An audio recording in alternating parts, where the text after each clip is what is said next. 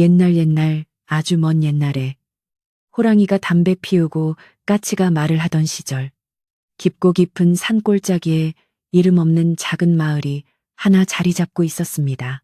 사방이 높은 산으로 둘러싸여 있어 해가 늦게 뜨고 일찍 지는 곳이었지만 그곳에는 맑은 계곡물이 흐르고 땅이 기름져 사람들은 대대로 농사를 지으며 평화롭게 살아가고 있었습니다. 마을 어귀에는 수백 년 묵은 느티나무가 떡하니 버티고 서서 마을의 수호신처럼 사람들을 내려다보고 있었고, 그 아래로는 옹기종기 모여있는 초가집들이 정겹게 어깨를 맞대고 있었습니다. 그리고 그 마을 가장 높은 언덕 위에는 검은 기와가 으리으리하게 올려진 대궐 같은 집이 한 채 있었는데, 마을 사람들은 그 집을 최부잣집이라 부르며 부러움과 존경의 눈길로 바라보곤 했습니다. 이 기와집은 대대로 덕을 쌓은 집안이라 흉년이 들면 곳간을 열어 배고픈 이웃들에게 쌀을 나누어 주었고, 지나가는 과객이 있으면 따뜻한 밥 한 끼와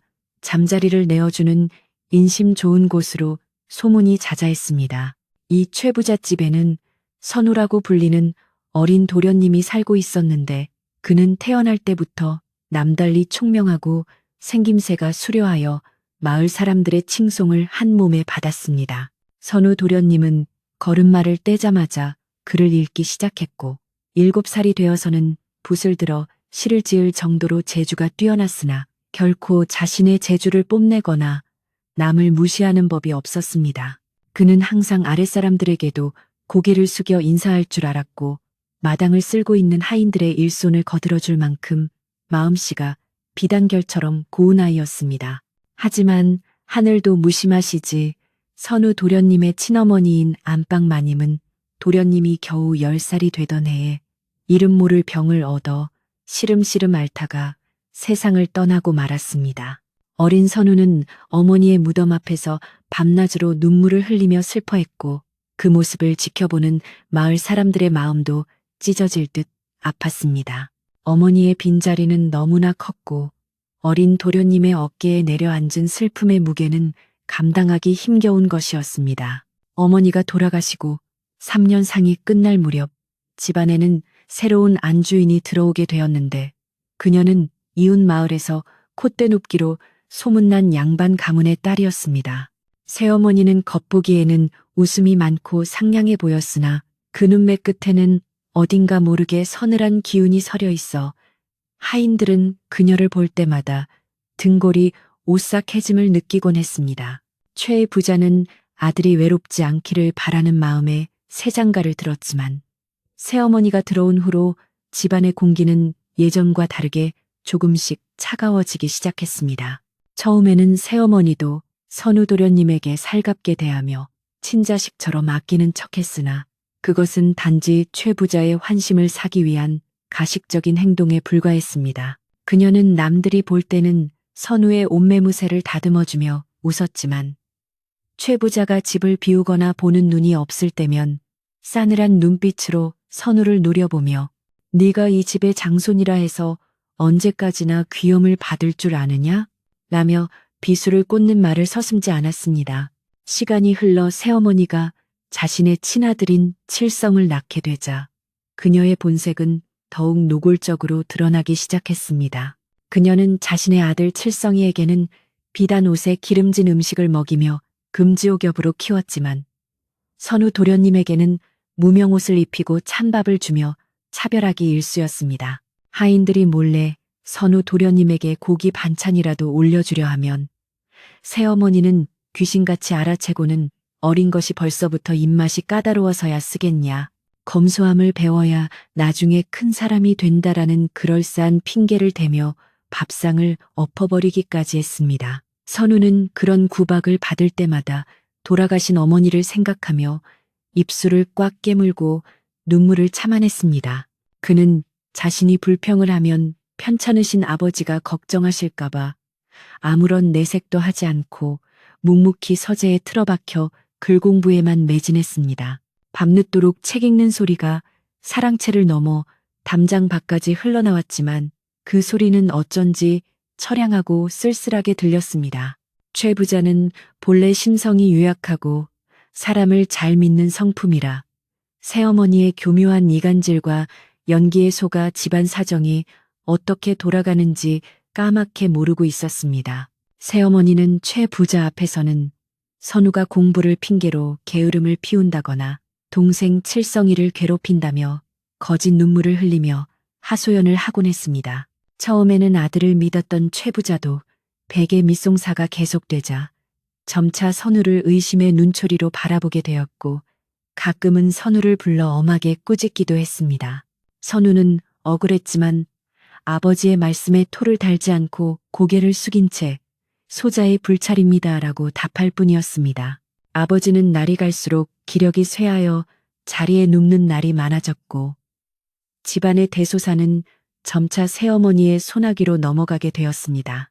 곡간 열쇠가 새어머니의 치마폭으로 들어가자 인심 좋던 최 부잣집의 문턱은 높아져만 갔고 소작인들을 닥달하는 소리가 담장을 넘어 마을까지 들려오기 시작했습니다. 어느 해 겨울 유난히 눈이 많이 내리고 매서운 바람이 불어오던 날 병석에 누워 계시던 최 부자의 병세가 급격히 악화되었습니다. 용하다는 의원들이 줄을 지어 드나들고 온갖 귀한 약재를 달여 올렸지만 최 부자의 생명은 꺼져가는 등불처럼 위태롭기만 했습니다. 선우는 밤낮으로 아버지의 곁을 지키며 손수 약을 다리고 팔다리를 주물러 드렸지만 새어머니는 오히려 그런 선우를 밀어내며 네가 곁에 있으면 부정탄다라며 아버지의 방에 들어오지도 못하게 막았습니다. 새어머니는 이미 최 부자의 죽음을 예견하고 그 이후의 일을 도모하느라 분주했습니다. 그녀는 자신의 친정 조카들을 불러들여 집안의 요직을 차지하게 하고 오랫동안 집안을 지켜온 충직한 하인들을 하나둘씩 내쫓거나 한직으로 몰아냈습니다. 선우를 아끼던 늙은 유모만이 부엌 구석에서 눈물을 훔치며 어린 도련님의 앞날을 걱정할 뿐이었습니다. 집안은 겉으로는 조용한 듯 했으나 그 안에서는 무서운 음모가 싹트고 있었습니다. 마침내 눈보라가 거세게 몰아치던 어느 깊은 밤, 최 부자는 가쁜 숨을 몰아쉬며 선우의 손을 잡고 마지막 유언을 남기려 했습니다. 하지만 그 순간 문이 벌컥 열리며 새어머니가 들어와 선우를 거칠게 밀쳐냈습니다. 나으리, 정신 차리세요. 칠성이가 여기 있습니다. 새어머니는 자신의 아들을 최 부자의 품에 안기며 소리쳤고 최 부자는 흐릿한 눈으로 선우를 찾으려 애썼지만 끝내 말을 잇지 못하고 숨을 거두고 말았습니다.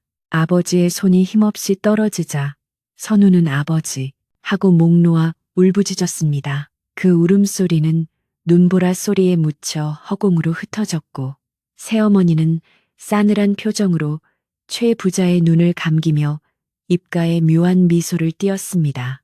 그녀는 슬퍼하는 척하며 곡을 했지만 그 소리에는 진심 어린 슬픔이라곤 조금도 섞여 있지 않았습니다. 집안은 순식간에 곡소리로 가득 찼지만 진정으로 최 부자의 죽음을 슬퍼하는 이는 선우와 몇몇 늙은 하인들 뿐이었습니다. 장례는 성대하게 치러졌지만 선우에게는 지옥 같은 시간의 시작이었습니다. 상주로서 자리를 지켜야 할 선우를 새어머니는 몸이 약해 쓰러질까 걱정된다는 핑계로 사랑채 구석방에 가두다시피 했습니다.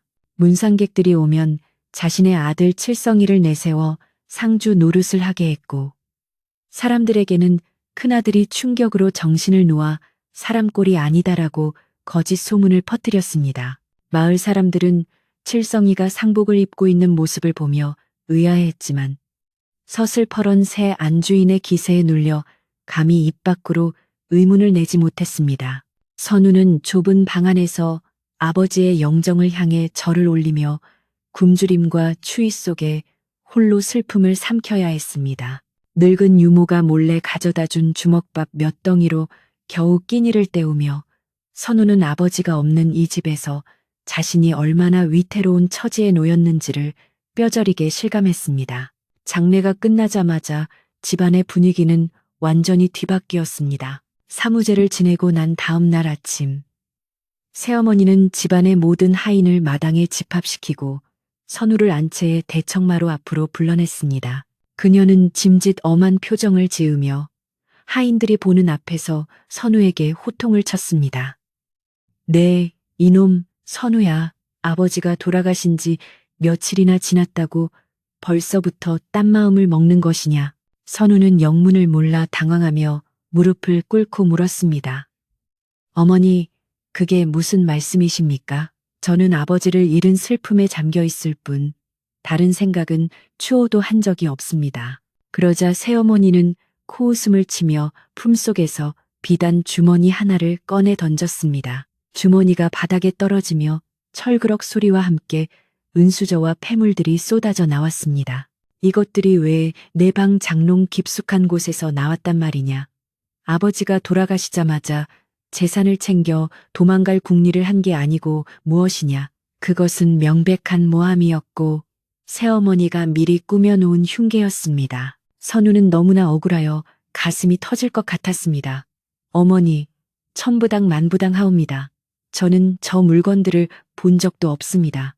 누군가 저를 모함하려는 것입니다. 선우는 바닥에 머리를 다시며 억울함을 호소했지만 새어머니는 눈 하나 깜짝하지 않았습니다. 어디서 감히 거짓말을 하느냐. 내 눈으로 똑똑히 보고 하인들이 증인으로 서 있다. 새어머니의 눈짓에 미리 매수된 젊은 하인 하나가 나서서 떨리는 목소리로 거짓 증언을 했습니다. 예, 제가 도련님 방을 청소하다가 이것을 보았습니다요. 그 말을 들은 선우는 눈앞이 캄캄해지고 하늘이 무너지는 듯 했습니다. 믿었던 하인마저 거짓을 고하는 상황에서 더 이상 그를 지켜줄 사람은 아무도 없었습니다. 늙은 유모가 나서서 마님, 도련님은 그럴 분이 아닙니다. 라고 외치며 매달렸지만 새어머니는 하인들을 시켜 유모를 끌어내라 명했습니다. 마당은 순식간에 아수라장이 되었고 선우는 멍하니 그 광경을 바라볼 뿐이었습니다. 새어머니는 싸늘한 목소리로 판결을 내리듯 선언했습니다. 도둑질을 한 자를 집안에 둘 수는 없다. 짐승도 은혜를 아는데 하물며 사람이 제 부모의 물건에 손을 대다니. 너는 이제 우리 집안 사람이 아니다. 당장 이 집에서 나가거라. 그것은 선우에게 죽으라는 말과 다름없었습니다. 한겨울 추위가 맹위를 떨치고 밖에는 눈이 무릎까지 쌓여 있는데 빈손으로 쫓겨난다는 것은 곧 얼어 죽거나 굶어 죽으라는 뜻이었습니다. 선우는 눈물을 흘리며 어머니, 잘못했습니다. 제발 한 번만 용서해 주십시오. 갈 곳이 없는 저를 내치지 말아 주십시오. 라며 애원했지만 새어머니는 매몰차게 돌아섰습니다. 내 발로 나가지 않으면 멍석마리를 하여 내다 버릴 것이다. 그녀의 명령에 건장한 하인들이 다가와 선우의 팔을 잡아 일으켜 세웠습니다. 선우는 끌려가다시피 하여 자신의 방으로 들어가 낡은 옷가지 몇 벌과 책 몇 권만을 보찜에 쌀 수 있었습니다. 대문 앞까지 쫓겨난 선우는 뒤를 돌아보았습니다. 자신이 태어나고 자란 집, 어머니의 숨결이 서려 있고 아버지의 사랑이 남아있는 그 집이 이제는 굳게 닫힌 철옹성처럼 보였습니다. 대문 틈으로 칠성이가 비단 옷을 입고 호빵을 먹으며 자신을 비웃는 듯한 표정으로 쳐다보고 있었습니다. 선우는 주먹을 불끈 쥐었습니다. 분노와 슬픔, 그리고 알 수 없는 오기가 가슴속에서 치밀어 올랐습니다. 그때 대문 옆쪽 문이 살짝 열리더니 늙은 유모가 맨발로 뛰쳐나왔습니다. 도련님, 아이고, 불쌍한 우리 도련님. 유모는 품에서 김이 모락모락 나는 찐 고구마와 엽전 몇 댐이 든 주머니를 선우의 손에 쥐어주었습니다. 이거라도 가져가세요. 부디 몸성이 계셔야 합니다. 꼭 살아서 돌아오셔야 합니다. 유모는 선우의 언손을 부여잡고 통곡했습니다. 선우는 유모의 거친 손등 위로 뜨거운 눈물을 떨구며 고개를 끄덕였습니다. 유모, 고맙소. 내 반드시 살아서 돌아올 것이요. 이 억울함을 풀고 어머니와 아버지를 뵐 면목을 찾을 것이요. 선우는 유모를 뒤로하고 눈보라가 몰아치는 길로 발걸음을 옮겼습니다. 차가운 바람이 옷깃을 파고들어 살을 내는 듯했지만 가슴 속에 타오르는 복수심과 생존에 대한 의지는 그 어떤 추위보다 뜨거웠습니다. 마을 어귀의 느티나무도 앙상한 가지만을 남긴 채 선우의 뒷모습을 배웅하고 있었고, 마을 사람들은 집안에서 문을 걸어 잠근 채 숨죽이고 있었습니다. 누구 하나 선우를 도와주려 나서는 이가 없었지만 선우는 그들을 원망하지 않았습니다. 힘없는 그들이 계모의 서슬퍼런 권력에 맞설 수 없음을 알기에 선우는 모든 서름을 가슴 깊이 묻어두기로 했습니다. 눈은 점점 더 거세게 내렸고 선우의 발자국은 금세 하얀 눈으로 덮여 사라졌습니다. 세상은 온통 하얗게 변해버렸고 그 하얀 절망 속으로 어린 소녀는 홀로 걸어 들어갔습니다. 하늘이 무너져도 솟아날 구멍이 있다 했던가. 선우는 그 말을 믿으며 이를 악물고 칠흑 같은 어둠 속을 헤쳐나갔습니다. 산길을 오르던 선우는 잠시 멈춰서서 멀어져 가는 집을 다시 한번 바라보았습니다. 기와지붕 위에 쌓인 눈이 달빛을 받아 차갑게 빛나고 있었습니다. 기다리십시오. 언젠가는 반드시 이 땅을 다시 밟을 것입니다. 그때는 지금처럼 쫓겨나는 약한 아이가 아닐 것입니다. 선우는 마음속으로 굳게 맹세했습니다. 그의 눈빛은 더 이상 철없는 도련님의 눈빛이 아니었습니다. 세상의 풍파에 맞서 싸울 준비가 된 강인하고 도끼 어린 사내의 눈빛이었습니다. 어디선가 들려오는 늑대 울음소리가 산골짜기를 울렸지만 선우는 두려워하지 않았습니다. 지금 그에게 가장 무서운 것은 짐승이 아니라 사람의 탈을 쓰고 짐승만도 못한 짓을 저지르는 탐욕스러운 마음이었습니다. 선우는 옷깃을 여미고 다시 걸음을 재촉했습니다. 눈보라는 그의 앞길을 막으려는 듯 더욱 거세게 휘몰아쳤지만 그의 발걸음을 멈추게 할 수는 없었습니다.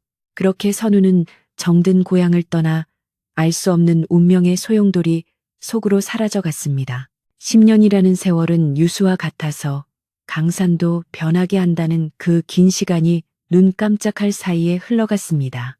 선우 도련님이 눈보라 속으로 사라진 뒤 마을에는 참으로 많은 변화가 일어났는데 안타깝게도 그 변화는 좋은 쪽이 아니라 흉흉한 쪽으로 흘러갔습니다. 봄이 오고 꽃이 피어도 마을 사람들의 얼굴에는 좀처럼 웃음꽃이 피지 않았고 가을이 되어 들판에 곡식이 무르익어도 농부들의 한숨 소리는 깊어만 갔습니다. 마을을 지키던 느티나무는 여전히 그 자리에 서 있었지만 예전처럼 아이들이 그 아래서 뛰노는 모습은 보기 힘들어졌고 대신 고단한 삶에 지친 노인들만이 그늘에 앉아 신세 한탄을 늘어놓을 뿐이었습니다. 맑고 깨끗하던 개울물조차 주인의 인심을 닮아가는지 해가 갈수록 물이 줄어들고 이끼가 끼어 탁하게 변해가는 듯 했습니다. 마을 전체를 감싸고 있던 따스하고 정겨운 기운은 온데간데 없이 사라지고 그 자리를 차갑고 메마른 바람만이 채우고 있었습니다. 모든 불행의 근원은 언덕 위에 으리으리하게 자리 잡은 최부잣집. 아니, 이제는 독사 같은 안주인이 다스리는 그 기와집에서 비롯되었습니다. 선우 도련님을 내쫓고 집안의 모든 권력을 쥐게 된 새어머니는 마치 본물 터진 탐욕의 화신처럼 재산을 불리는데 혈안이 되었습니다. 그녀는 남편이 살아생전 베풀었던 모든 자선을 끊어버리는 것으로도 모자라 마을 사람들에게 빌려주었던 곡식에 터무니없이 높은 이자를 붙여 걷어들이기 시작했습니다. 흉년이 들어 갚지 못하는 사람이 생기면 가차없이 집안의 살림살이를 딱지를 붙여 빼앗아갔고 조상 대대로 물려받은 문전옥담마저 헐값에 강제로 사들이는 폐악을 저질렀습니다. 마을 사람들은 억울함을 호소하며 관아에 찾아가 보기도 했지만 이미 새어머니가 뇌물로 사또의 눈과 귀를 막아놓은 뒤라 돌아오는 것은 매질과 호통뿐이었습니다. 새어머니가 낳은 아들 칠성이는 어미의 비뚤어진 사랑을 먹고 자라 천하에 둘도 없는 망나니가 되어 있었습니다. 그는 어릴 때부터 손에 물 한 방울 묻히지 않고 오냐오냐 자란 탓에 남을 배려하는 마음이라고는 눈꽃만큼도 찾아볼 수 없었습니다. 비단 옷을 휘감고 마을을 어슬렁거리며 눈에 거슬리는 것이 있으면 닥치는 대로 부수고 힘없는 노인이나 어린아이들을 종부리듯 하대하며 괴롭히는 것이 그의 일상이었습니다. 마을 처녀들은 칠성이만 나타나면 혹여나 해코지를 당할까봐 꼭꼭 숨어버렸고 장터의 상인들은 그가 뜨면 물건을 거저 바치다시피 하며 비위를 맞춰야 했습니다. 칠성이가 저지르는 온갖 말썽 뒤에는 항상 새어머니가 동부다리를 들고 나타나 해결해 주었기에 그는 세상 무서운 줄 모르고 날뛰는 망아지처럼 기고만장해져만 갔습니다. 그러던 어느 해 유난히 가뭄이 심하여 논바닥이 거북이 등처럼 갈라지고 타는 듯한 더위가 계속되던 늦여름 날이었습니다. 마을 어귀 저 멀리서 흙먼지를 일으키며 한 낯선 사내가 걸어오고 있었는데 그 행색이 어찌나 남루한지 마치 거짓골과 다를 바가 없었습니다. 갓은 다 찌그러져 비가 오면 줄줄 셀 것 같았고 도포자락은 곳곳이 해지고 기워져 본래의 색을 알아보기 힘들 정도였습니다. 발에 신은 집시는 다달아 발가락이 삐져나와 있었고 등에는 낡아빠진 괴나리 보찜 하나를 달랑 메고 있었습니다. 영락없이 과거에 낙방하고 세상을 떠도는 몰락한 양반이나 정처 없이 떠도는 과객처럼 보이는 모습이었습니다. 그러나 흙투성이 얼굴 사이로 빛나는 두 눈동자만은 예사롭지 않게 형형하여 마주치는 사람을 움찔하게 만드는 묘한 위엄이 서려 있었습니다. 이 낯선 나그네는 마을 입구에 있는 주막에 들어서며 털썩 주저앉았습니다. 주막에는 대낮부터 막걸리 한 사발로 시름을 달래던 마을 농부 몇몇이 앉아 있었는데 그들은 낯선 이의 등장에 경계의 눈빛을 보내면서도 한편으로는 측은한 마음을 감추지 못했습니다. 주모가 다가와 손님, 무엇을 드릴까요? 보아하니 먼 길 오신 듯한데 목이나 축이시지요라고 묻자 나그네는 품속에서 엽전 몇 벽을 꺼내어 탁자 위에 올려놓으며 쉰 목소리로 말했습니다. 국밥 한 그릇 말아주시오. 그리고 시원한 막걸리도 한 잔 주시면 좋겠소. 나그네의 목소리는 낮고 차분했으나 그 속에는 오랜 풍상을 겪은 이만이 가질 수 있는 깊은 울림이 담겨 있었습니다. 주모는 고개를 끄덕이며 부엌으로 들어갔고 나그네는 모자를 벗어 부채질을 하며 천천히 주막 안을 둘러보았습니다. 나그네가 국밥을 허겁지겁 먹는 동안 옆자리 농부들의 대화 소리가 자연스레 그의 귀에 흘러들어왔습니다. 농부 하나가 빈 술잔을 탁자에 내려놓으며 탄식하듯 내뱉었습니다. 에휴, 이번 가을에는 또 어떻게 버틸지 막막하네. 저 언덕 위 최부잣집 마름이 와서 소장료를 또 올리겠다고 으름장을 놓고 갔으니 다른 농부가 맞장구를 치며 분통을 터뜨렸습니다. 그 독사 같은 여편네가 정말 사람 피를 말려 죽이려고 작정한 게지. 10년 전만 해도 최진사 어른 계실 적에는 이러지 않았는데 세상이 어찌 이리 야박하게 변했는지 모르겠네. 나그네의 숟가락질이 잠시 멈칫하더니 이내 아무 일 없다는 듯 다시 국물을 떠먹었지만 그의 귀는 쫑긋 세워져 그들의 이야기를 하나도 놓치지 않고 담고 있었습니다. 나그네는 슬그머니 그들 쪽으로 몸을 돌리며 말을 붙였습니다. 지나가던 과객이 오만 말씀하시는 걸 들으니 이 고을 사정이 꽤나 딱한 모양입니다. 저 언덕 위 기와집 주인이 그리도 악독합니까? 농부들은 낯선 이의 질문에 처음에는 입을 다물었으나 나그네가 막걸리 한 병을 시켜 그들 상에 올려주자 금세 경계심을 풀고 하소연을 쏟아내기 시작했습니다. 말도 마슈. 저 여자가 들어오고 나서 마을에 곡소리가 끊이지 않아요. 전처 자식인 큰 도련님을 한겨울에 내쫓더니 이제는 우리 같은 소작인들까지 쥐어짜고 있으다. 주모가 안주를 내오며 거들었습니다. 그때 쫓겨난 선우 도련님이 참으로 영특하고 착했는데 살아계셨으면 지금쯤 훤칠한 청년이 되셨을 텐데 아마 얼어 죽었거나 어디서 객사했을 게 분명해요. 나그네는 선우 도련님이라는 말에 찻잔을 쥔 손에 힘을 주었습니다. 그의 손등에 푸른 힘줄이 불끈 솟아올랐다가 이내 가라앉았습니다. 그는 애써 태연한 표정을 지으며 물었습니다. 그 도련님이 쫓겨난 지 10년이 넘었다고요? 그럼 그동안 찾으러 오는 사람도 없었단 말이요? 주모는 한숨을 쉬며 대답했습니다. 찾기는커녕 그 집에서는 도련님 이름만 꺼내도 경을 쳐요. 유모 할멈이 도련님 생각에 몰래 제사라도 지내려다가 들켜서 매질을 당하고 쫓겨날 뻔한 적도 있는걸요. 지금은 뒷방 늙은이 신세가 되어 겨우 목숨만 붙어 있다더군요. 유모의 소식을 들은 나그네의 눈가에 순간 물기가 스치는 듯했으나 그는 고개를 숙여 감추었습니다. 마을 사람들의 이야기 속에 담긴 분노와 슬픔은 생각보다 훨씬 깊고 무거웠습니다. 그때 주막 밖에서 지팡이를 짚는 소리와 함께 백발이 성성한 노인 한 분이 들어오셨습니다. 마을의 촌장 어른이었습니다. 그는 70평생을 이 마을에서 살아오며 마을의 흥망성쇠를 지켜본 산증인이었습니다. 촌장은 주막 한 구석에 앉아 있는 나그네를 보자마자 걸음을 멈추고 유심히 그를 바라보았습니다. 남루한 옷차림 속에 감춰진 기품과 어딘지 모르게 낯익은 이목구비가 촌장의 기억 저편에 있는 누군가를 떠올리게 했습니다. 저 눈매, 그리고 콧날이 돌아가신 최진사 어른 젊을 적과 꼭 닮았구나. 촌장은 고개를 갸웃거리며 나그네 앞자리로 다가갔습니다. 젊은이, 어디서 오는 길인고 이 마을에는 무슨 볼일이라도 있는가? 촌장의 질문에 나그네는 정중하게 일어나 허리를 굽혀 인사를 올렸습니다. 한양에서 과거를 보았으나 낙방하고 세상을 유람하며 견문을 넓히던 중에 잠시 들렀습니다. 어르신, 합석해도 되겠습니까? 촌장은 나그네의 예의 바른 태도에 호감을 느끼며 자리에 앉았습니다. 두 사람은 막걸리를 나누며 이런저런 이야기를 나누었습니다. 나그네는 자신의 정체를 숨긴 채 마을의 사정과 최부잣집의 횡포에 대해 집요하게 그러나 조심스럽게 물었습니다. 촌장은 처음 보는 젊은이에게 이상하리만치 마음이 놓여 평소에는 함구하던 속내까지 털어놓게 되었습니다. 이 마을은 병들었네. 주인 잘못 만난 땅이 병드는 건 순식간이지. 내 저 악독한 어미를 말려보려 했으나 늙은이 말은 쇠귀의 경일기일세.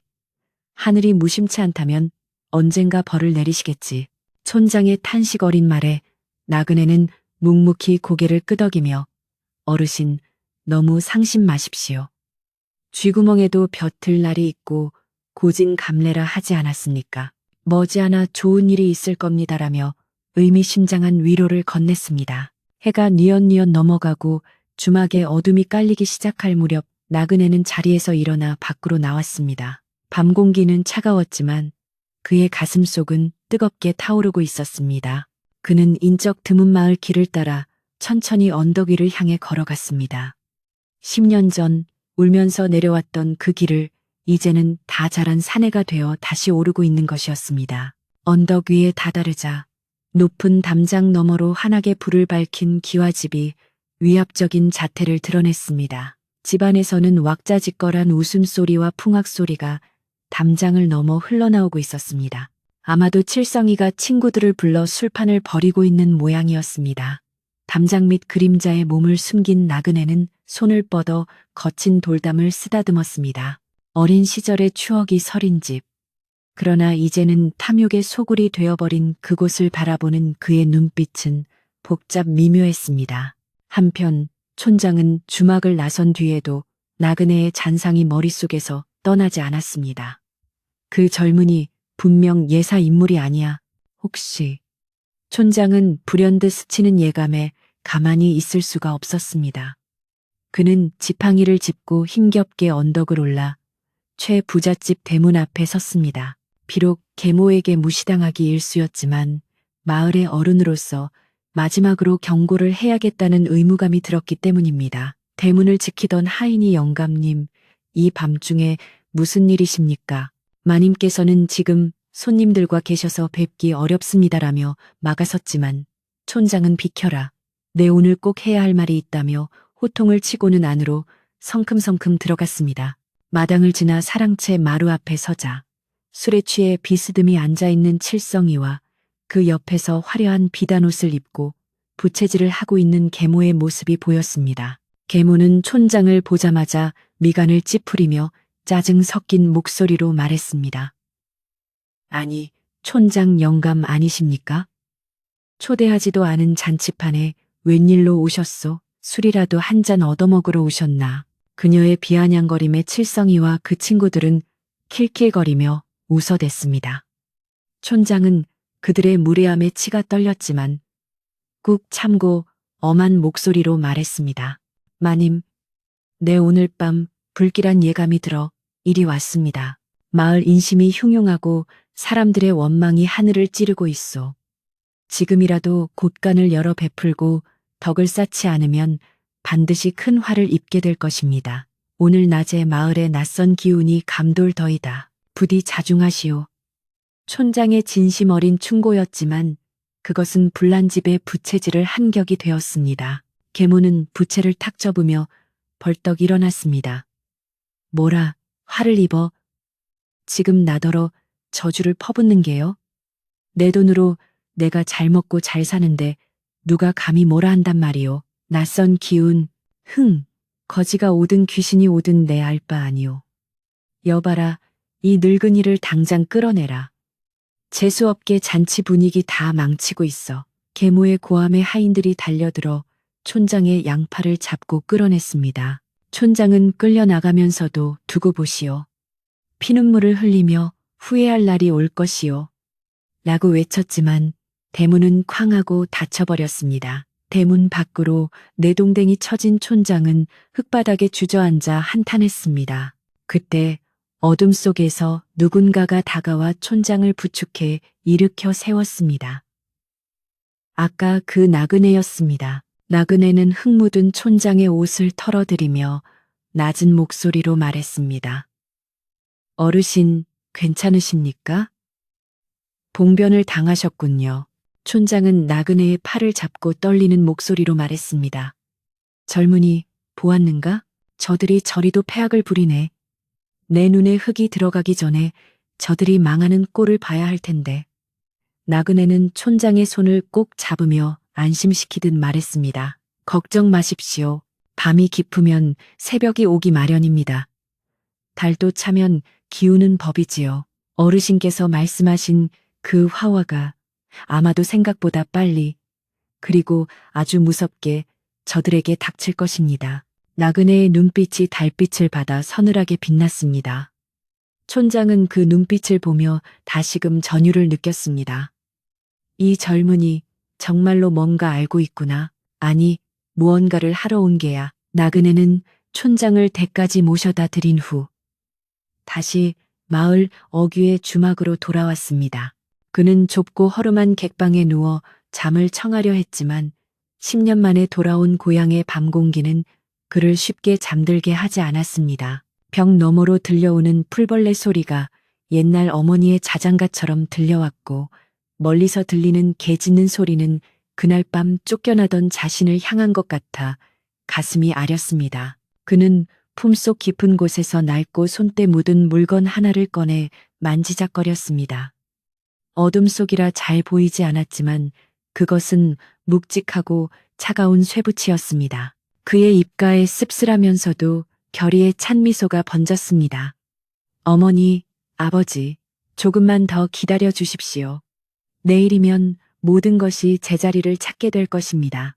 저들의 오만 방자함도 내일 해가 뜨면 끝이 날 것입니다. 새벽녘이 가까워오자 바람이 더욱 거세게 불기 시작했습니다. 마을의 나무들이 흔들리며 스산한 소리를 내었고 최부잣집의 기와 지붕 위로 까마귀 몇 마리가 날아와 불길하게 울어댔습니다. 아무것도 모르는 계모와 칠성이는 술에 취해 깊은 잠에 빠져 있었지만 마을 사람들은 뒤척이며 잠을 이루지 못했습니다. 마치 거대한 폭풍우가 몰아치기 전의 고요함처럼 마을 전체에는 팽팽한 긴장감이 감돌았습니다. 나그네는 자리에서 일어나 촛불을 켰습니다. 흔들리는 불꽃 아래서 그는 붓을 들어 종이에 무언가를 적어 내려갔습니다. 그것은 단순한 글귀가 아니라 내일 있을 거대한 심판을 예고하는 서막이었습니다. 그는 각근을 단단히 고쳐매고 해진 도포 자락을 여미며 날이 밝기만을 기다렸습니다. 10년 전 힘없이 쫓겨났던 소년 선우는 이제 없습니다. 그 자리에는 임금님의 명을 받고 탐관오리와 악독한 무리들을 징벌하러 온 서슬퍼런 암행어사가 앉아 있었습니다. 비록 겉모습은 초라한 거지에 불과했지만 그의 가슴 속에는 만백성을 구하고 부모님의 원한을 갚겠다는 대의명분이 태산처럼 자리 잡고 있었습니다. 날이 밝으면 그는 다시 저 언덕 위의 집으로 향할 것입니다. 이번에는 쫓겨나기 위해서가 아니라 주인의 자격으로 그리고 심판자의 자격으로 당당하게 대문을 열어젖힐 것입니다. 바람이 창호지 문을 덜컹거리며 흔들었지만 나그네의 그림자는 미동도 하지 않은 채 굳건하게 벽에 비치고 있었습니다. 다가올 아침이 이 마을에 어떤 파란을 불러일으킬지 아직은 아무도 알지 못했습니다. 동쪽 산마루 위로 붉은 해가 솟아오르며 마을의 어둠을 걷어내기 시작했습니다. 밤새 거칠게 불어대던 바람도 아침 햇살 앞에서는 기세가 한풀 꺾인 듯 잠잠해졌지만 마을을 감싸고 있는 공기는 여전히 무겁고 차가웠습니다. 간밤에 잠을 설친 마을 사람들은 하나둘씩 방문을 열고 나와 기지개를 켜면서도 시선은 약속이나 한 듯 언덕 위 최부잣집을 향하고 있었습니다. 어제 나타난 낯선 나그네가 혹여 무슨 일이라도 벌이지 않을까 하는 기대 반, 걱정 반의 심정이 그들의 가슴 속에 자리 잡고 있었기 때문입니다. 주막 객방에서 밤을 지새운 선우는 일찍 일어나 채비를 마쳤습니다.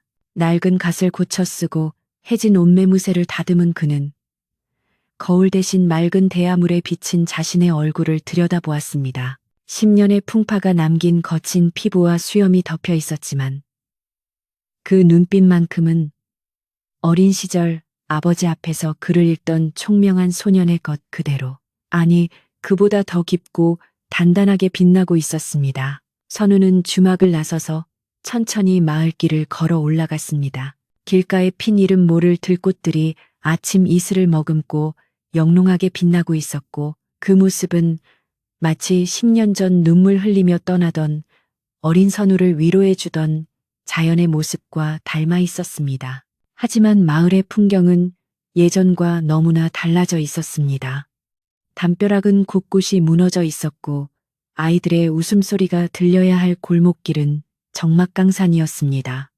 밭에서 일하는 농부들의 허리는 굽어 펴질 줄 몰랐고 그들의 표정에는 삶의 고단함이 짙게 배어 있었습니다. 선우는 그 모든 풍경을 가슴 아프게 눈에 담으며 자신이 해야 할 일이 무엇인지 다시금 뼈저리게 느꼈습니다. 그는 단순히 자신의 잃어버린 자리를 되찾으러 온 것이 아니었습니다.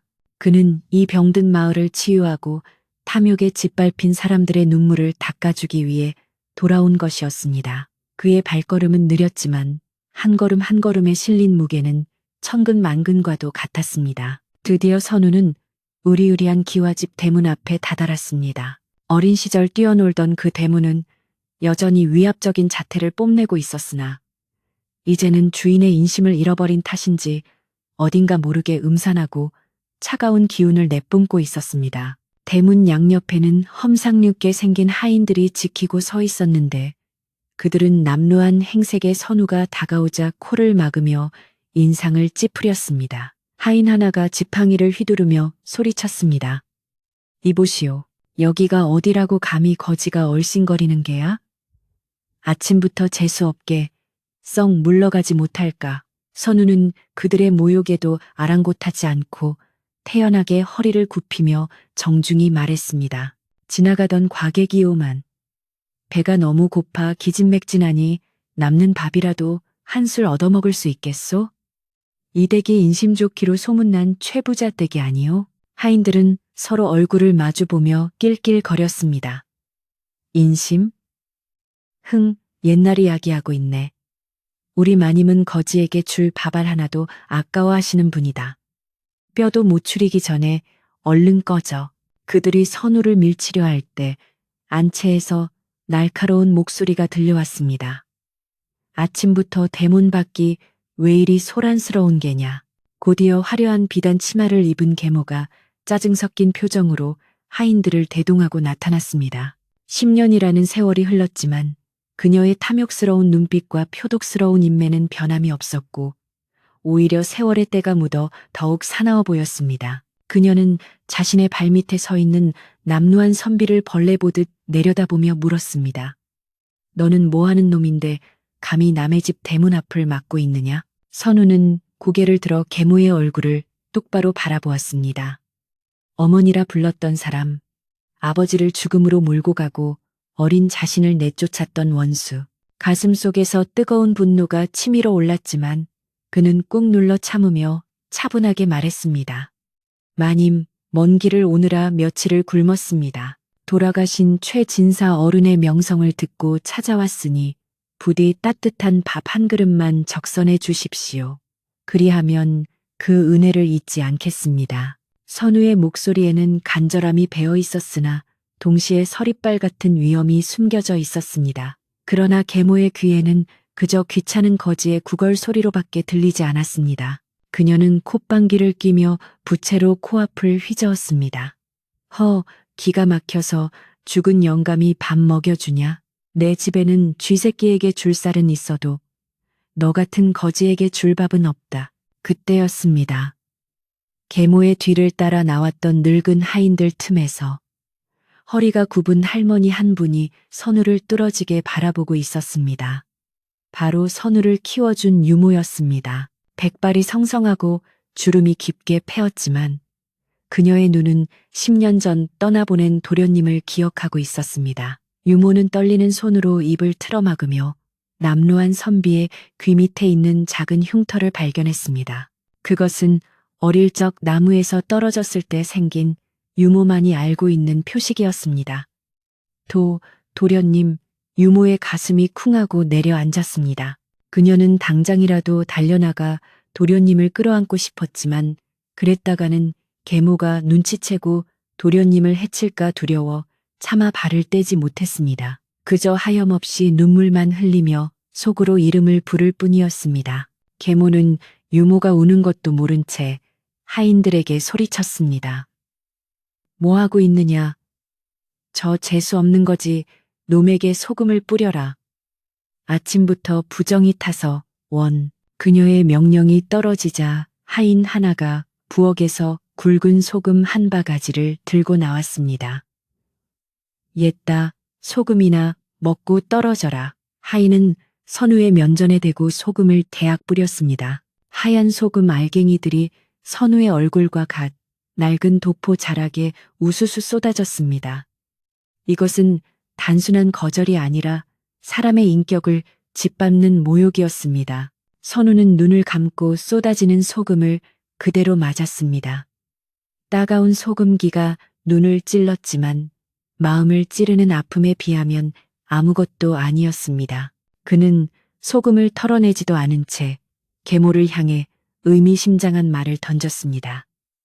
사람을 귀하게 여기지 않는 집안은 그 영화가 오래가지 못하는 법입니다. 오늘 뿌린 이 소금이 훗날 마님의 눈물이 되어 돌아올 것입니다. 그 말을 들은 계모는 순간 등골이 오싹해짐을 느꼈습니다. 거지의 말치고는 너무나 뼈가 있고 그 눈빛이 섬뜩하리만치 강렬했기 때문입니다. 하지만 그녀는 애써 그 기분을 무시하며 고함을 질렀습니다. 이놈이 어디서 주둥이를 놀려 당장 끌어내 아주 멍석말이를 해서 동구 밖으로 던져버려. 하인들이 우르르 달려들어 선우를 거칠게 밀어냈습니다. 선우는 반항하지 않고 그들에게 떠밀려 언덕 아래로 내려왔습니다. 대문이 쾅하고 닫히는 소리가 등 뒤에서 들려왔고 그 소리는 마치 이 집안의 운명이 닫히는 소리처럼 들렸습니다. 선우는 옷에 묻은 소금을 털어내며 씁쓸한 미소를 지었습니다. 이것으로 충분하다. 내 눈으로 직접 확인했으니 더 이상의 자비는 없다. 그의 결심은 이제 바위처럼 단단해졌습니다. 선우가 마을로 내려오자 멀리서 이 광경을 지켜보던 마을 사람들이 혀를 차며 안타까워했습니다. 아이고, 저 독한 여편네. 지나가는 과객에게까지 저런 행패를 부리다니 천벌을 받을 거야. 사람들은 선우에게 다가와 물을 건네고 옷을 털어주며 위로했습니다. 그때 누군가 선우의 소매를 살며시 잡아당겼습니다. 뒤를 돌아보니 아까 대문 안에서 보았던 늙은 유모가 숨을 헐떡이며 서 있었습니다. 그녀는 쪽문을 통해 몰래 빠져나온 것이었습니다. 유모는 품속에서 따뜻한 주먹밥 2덩이를 꺼내 선우의 손에 쥐어주며 주변을 살피고는 떨리는 목소리로 속삭였습니다. 도련님, 선우 도련님 맞으시지요? 이 늙은 년이 어찌 도련님을 못 알아보겠습니까? 선우는 놀란 눈으로 유모를 바라보았습니다.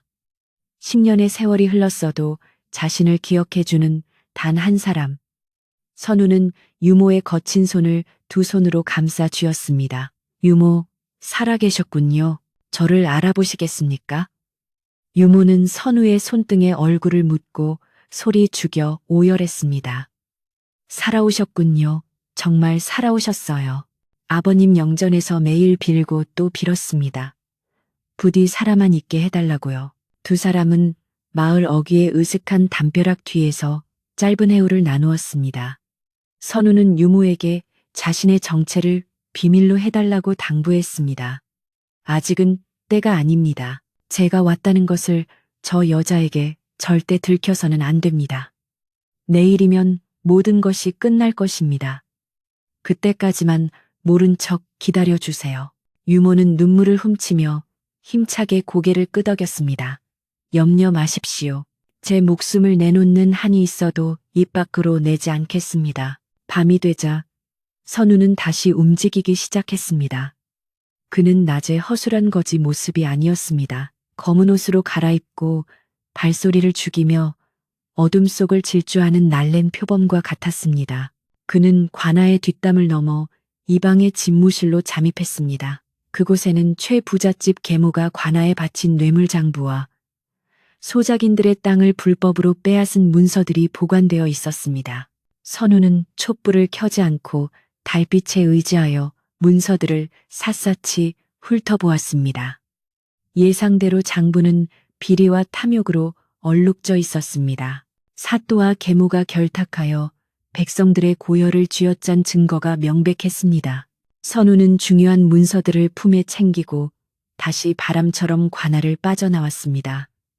이제 그들을 단죄할 칼자루는 선우의 손에 쥐어졌습니다. 한편 최 부잣집 안방에서는 계모가 잠을 이루지 못하고 뒤척이고 있었습니다. 낮에 보았던 그 거지의 눈빛이 자꾸만 눈앞에 어른거려 가슴이 답답해져 왔기 때문입니다. 그녀는 왠지 모를 불안감에 식은땀을 흘리며 일어났습니다. 여봐라, 밖에 누구 없느냐? 하인이 달려오자 그녀는 신경질적으로 물었습니다. 내일 잔치 준비는 차질 없이 되고 있느냐? 사또 나으리와 고을 유지들이 다 오시는 자리다. 칠성이 놈은 어디 갔느냐? 하인이 머뭇거리며 대답했습니다. 도련님께서는 기생집에 가셔서 아직 안 돌아오셨습니다. 계모는 혀를 차며 가슴을 쳤습니다. 에잉, 속 터져라. 내일이 제 어미 환갑잔치인데 술타령이라니. 그때였습니다. 방 한 구석에 놓여있던 큰 병풍이 갑자기 우지끈하는 소리와 함께 앞으로 쓰러졌습니다. 바람 한 점 없는 방 안에서 일어난 궤변이었습니다. 계모는 악 하고 비명을 지르며 이불을 뒤집어 썼습니다. 병풍이 쓰러지면서 그 뒤에 있던 귀한 청자꽃병도 바닥에 떨어져 산산조각이 나고 말았습니다. 깨진 조각들이 마치 날카로운 이빨처럼 바닥에 흩어졌습니다. 이것은 불길한 징조였습니다. 집안의 기운이 다하고 주인의 운명이 다했다는 것을 알리는 신호와도 같았습니다. 하인들이 놀라 뛰어들어왔지만 계모는 사시나무 떨듯 떨며 소리쳤습니다. 당장 치워라. 재수없게 이게 무슨 병고냐. 내일 잔치를 망치려고 귀신이 붙었나. 그녀는 애써 큰 소리를 쳤지만 공포에 질린 눈동자는 숨길 수가 없었습니다. 밖에서는 부엉이가 구슬프게 울어댔고 마구간의 소들은 밤새 음매거리며 불안해했습니다. 최 부잣집을 감싸고 있던 검은 그림자는 점점 더 짙어지고 있었습니다. 선우는 마을 언덕 위에서 그 집을 내려다보며 품속에 있는 마패를 꽉 쥐었습니다. 차가운 금속의 감촉이 손바닥을 통해 전해져 왔습니다. 이 마패 하나에 백성들의 원망과 눈물을 씻어줄 힘이 들어 있었습니다. 내일 해가 중천에 뜨면 저 집 마당에서 잔치가 벌어지겠지. 그 잔치상이 너희들의 마지막 만찬이 될 것이다. 선우의 독백이 밤바람에 실려 흩어졌습니다. 다음 날은 계모의 환갑잔치가 열리는 날이었습니다. 아침부터 최 부잣집은 손님 맞을 준비로 부산했습니다. 소를 잡고 돼지를 잡는 냄새가 진동을 했고 온갖 사내 진미가 상다리가 부러지게 차려졌습니다. 사또를 비롯한 고을의 유지들이 비단 옷을 입고 가마를 타고 줄지어 들어왔습니다. 대문 앞은 문전성시를 이루었지만 정작 마을 사람들은 아무도 초대받지 못했습니다. 그들은 담장 너머로 들려오는 풍악 소리를 들으며 씁쓸한 표정으로 밭을 갈 뿐이었습니다. 칠성이는 술이 덜 깬 얼굴로 손님들을 맞이하며 허세를 부렸고 계모는 온몸을 금붙이로 치장하고 상석에 앉아 거만하게 웃고 있었습니다. 어젯밤의 불길한 징조는 까맣게 잊은 듯 그녀는 자신의 권세에 취해 있었습니다. 그러나 폭풍은 이미 그들의 머리 위까지 다가와 있었습니다. 잔치가 무르익어갈 무렵 대문 밖에는 어제 그 거지가 다시 나타났습니다. 이번에는 혼자가 아니었습니다.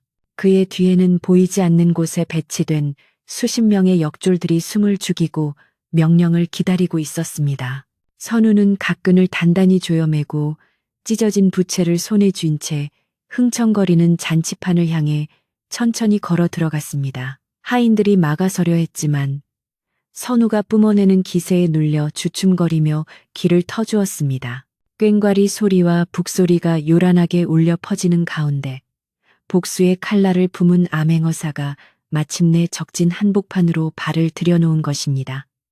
모든 준비는 끝났습니다.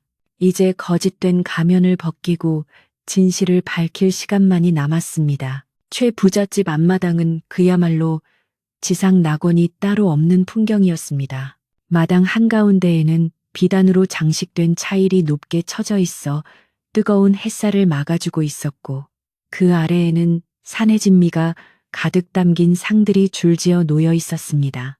기름진 고기 굽는 냄새와 달콤한 술 냄새가 뒤섞여 담장을 넘어 마을 어귀까지 퍼져나갔고 곱게 차려입은 기생들은 춤을 추며 사또와 양반들의 흥을 돋우고 있었습니다.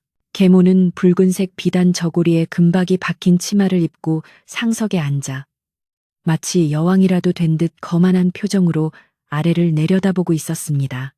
그녀의 양옆에는 아부하기 좋아하는 이웃 고을의 부자들이 앉아 마님, 만수무강하십시오. 이 고을의 복은 다 마님 댁에 있습니다.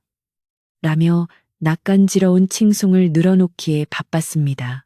계모는 그 소리가 듣기 좋은지 연신 웃음을 터뜨리며 술잔을 비웠고 그 붉은 얼굴에는 탐욕스러운 만족감이 번들거리고 있었습니다. 반면 담장 밖의 풍경은 그야말로 지옥과 다름없었습니다. 굶주린 마을 아이들은 까치발을 들고 담장 너머를 훔쳐보며 입맛을 다셨고 지나가는 노인들은 땅이 꺼져라 한숨을 쉬며 그 화려한 잔치를 원망 섞인 눈으로 바라보았습니다.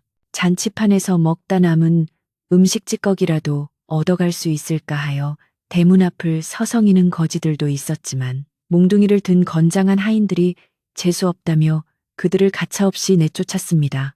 담장 안에서는 웃음소리와 풍악소리가 요란하게 울려 퍼졌지만 담장 밖에서는 배고픔에 지친 사람들의 신음소리와 탄식이 바람에 흩어지고 있었습니다.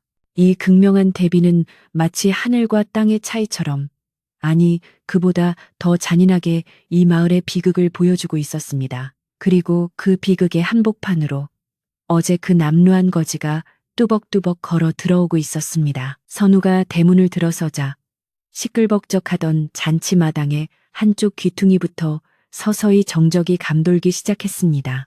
찢어진 갓을 쓰고 흙투성이 도포를 걸친 그의 모습은 화려한 잔치판과는 너무나도 어울리지 않는 이질적인 존재였기 때문입니다. 악공들의 피리 소리가 멈추고 춤을 추던 기생들도 동작을 멈추고 그를 쳐다보았습니다. 술에 취해 비틀거리던 칠성이는 선우를 발견하고는 눈을 부라리며 소리쳤습니다. 아니, 저 거지가 또 왔네? 야, 이놈아, 어제 소금을 맞고도 정신을 못 차렸느냐? 여기가 어디라고 감히 또 기어들어와. 칠성이는 마시고 있던 술잔을 선우에게 집어던졌습니다. 술잔은 선우의 발치에 떨어져 산산조각이 났고 붉은 술이 흙바닥을 적셨습니다. 그러나 선우는 눈 하나 깜짝하지 않고 칠성이를 똑바로 응시했습니다. 선우는 차분하고 굵은 목소리로 말했습니다. 주인장, 오늘은 잔칫날이 아니오. 거지도 와서 축하해주면 복이 된다 하였소. 나에게 술 한 잔과 고기 한 점만 주시오. 네, 그러면 주인의 만수무강을 비는 시 한수를 지어 올리리다. 그 당당한 태도의 좌중은 잠시 웅성거렸습니다. 보통 거지라면 굽실거리며 구걸을 할 텐데 이 자는 마치 양반처럼 뒷짐을 지고 당당하게 요구를 하고 있었기 때문입니다. 상석에 앉아있던 고을 사또가 흥미롭다는 듯 부채를 접으며 말했습니다. 허허, 그놈 참 배포 한번 크구나. 거지 주제에 시를 짓겠다니? 그래, 어디 솜씨 한번 보자꾸나. 만약 네가 정말로 멋진 시를 짓는다면 내 술상을 통째로 내어주마. 허나 엉터리라면 곤장을 쳐서 내쫓을 테니 그리 알아라. 계모는 불쾌한 표정으로 사또를 말리려 했으나 사또는 이미 재미있는 구경거리라도 생긴 양 하인에게 지필묵을 가져오라 명했습니다. 하인이 벼루와 붓을 가져와 선우 앞에 놓자 선우는 붓을 들어 먹물을 듬뿍 찍었습니다. 그리고 거침없는 손놀림으로 하얀 종이 위에 글자를 써 내려가기 시작했습니다. 붓끝이 춤을 추듯 종이 위를 달렸고 그 모습은 마치 10년 전 신동이라 불리던 선우 도련님의 모습 그대로였습니다. 잠시 후 선우는 붓을 놓고 사또에게 종이를 건넸습니다. 사또는 껄껄 웃으며 종이를 받아들고 큰 소리로 읽기 시작했습니다. 그러나 첫 구절을 읽어 내려가던 사또의 얼굴색이 순식간에 흑빛으로 변하기 시작했습니다. 그의 목소리는 점점 작아지고 떨려왔습니다. 금주미주, 진주메이조, 는춘인회, 천년회, 이요, 옥반가호, 유반자야오, 는 만성고 완신가오라. 사도가 얼프조링시의 내용 이러했습니다. 금동이의 아름다운 술은 천사람의 피요, 옥소반의 맛있는 안주는 만 백성의 기름이라. 촛불 눈물 떨어질 때 백성 눈물 떨어지고 노랫소리 높은 곳에 원망소리 높았더라. 이 시는 춘향 전에 이몽룡이 읊었던 것과 같았으나 그 상황과 장소에 너무나도 딱 들어맞는 서리빨 같은 비판이었습니다. 잔치판에 모인 사람들은 그 뜻을 알아차리고 숨을 죽였습니다. 그것은 단순한 시가 아니라 이 자리에 있는 탐관오리와 악독한 부자들을 향한 죽음의 선고와도 같은 글이었습니다. 사또는 종이를 쥔 손을 부들부들 떨며 선우를 올려다 보았습니다. 그의 눈동자에는 공포가 서려 있었습니다. 술에 취해 사태 파악을 못한 칠성이가 비틀거리며 다가와 사또의 손에서 종이를 낚아챘습니다. 아니, 사또 나으리, 뭘 그리 놀라십니까? 이깟 거지가 쓴 글이 뭐 대수라고 어디 봅시다. 칠성이는 글을 읽을 줄도 모르면서 종이를 구겨버리고는 소리쳤습니다. 이놈이 감히 우리 어머니 잔칫날에 악담을 퍼부어? 여봐라, 저놈을 당장 묶어서 매우 쳐라. 다신 입도 뻥긋 못하게 만들어주마. 칠성이의 고함에 몽둥이를 든 하인들이 우르르 달려들었습니다. 계모 역시 얼굴이 불그락푸르락해져서 부채질을 멈추고 악을 썼습니다. 내 저놈을 그냥 두지 않겠다. 감히 누구 앞에서 주둥이를 눌려 당장 끌어내. 하인들이 선우의 팔을 잡으려던 찰나 선우는 몸을 찬 돌려 그들의 손을 뿌리치고는 품속으로 손을 집어넣었습니다. 그리고 번개 같은 속도로 무언가를 꺼내어 높이 쳐들었습니다. 오후의 햇살을 받아 번쩍이는 그것은 바로 5마리가 새겨진 마패였습니다. 선우의 우렁찬 목소리가 잔치 마당을 뒤흔들었습니다. 암행어사 출두야. 그 소리는 마치 마른 하늘에 날벼락이 떨어지는 듯한 굉음이었습니다. 순간 마당에 있던 모든 사람들의 동작이 멈췄고 세상이 정지한 듯한 정적 속에 오직 선우의 외침만이 메아리 쳤습니다. 그러자 대문 밖에서 대기하고 있던 역졸들이 암행어사 출두야를 복창하며 물밀듯이 들이닥쳤습니다. 수십 명의 역졸들이 몽둥이와 오랏줄을 들고 담장을 넘고 대문을 부수며 들어오자 잔치판은 순식간에 아수라장으로 변했습니다. 아이고, 사람 살려!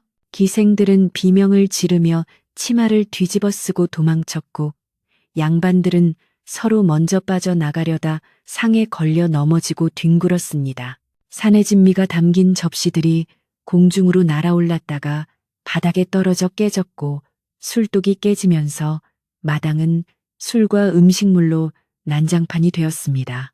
조금 전까지 거만하게 웃던 사람들은 쥐구멍을 찾느라 혈안이 되어 체면이고 뭐고 다 내팽개쳤습니다. 사또는 신발도 신지 못한 채 엉금엉금 기어서 도망치려 했으나 날랜 역졸 하나가 달려들어 그의 뒷덜미를 낚아채 바닥에 내동댕이 쳤습니다. 이놈, 네 죄를 네가 알렸다. 역졸의 호통에 사또는 한 번만 살려주십시오. 어사또 나으리 하며 비굴하게 빌었습니다. 칠성이는 도망치다가 자신의 발에 걸려 넘어져 코가 깨졌고 피를 흘리며 엄마, 엄마 하고 울부짖으며 계모의 치마자락을 붙잡았습니다. 계모는 너무 놀라 다리에 힘이 풀려 주저앉은 채 입만 벙긋거리며 덜덜 떨고 있었습니다. 그녀의 화려한 비단옷은 엎어진 음식물로 더러워졌고 머리에 꽂았던 비녀는 바닥에 떨어져 밟혀 있었습니다. 선우는 난장판이 된 마당을 가로질러 천천히 대청마루 위로 올라갔습니다.